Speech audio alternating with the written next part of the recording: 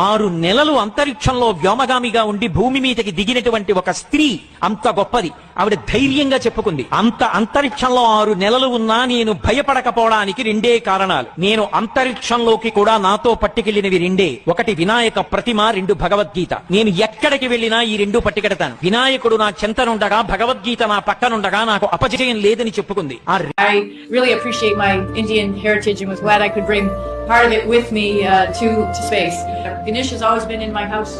Everywhere I've lived, I've had Ganesh, and so he had to come with me to space, of course. And Indian food, you can never get enough of Indian food. I was so excited to come here to know that I would be eating Indian food, so I had to make sure I had samosas in space with me. Bhagavad Gita, and this last time I brought a small copy interpretation of Upanishad with me. I also brought, along with the Bhagavad Gita, the Odyssey. And I thought that was also quite appropriate to be in space and have those types of things to reflect and read about.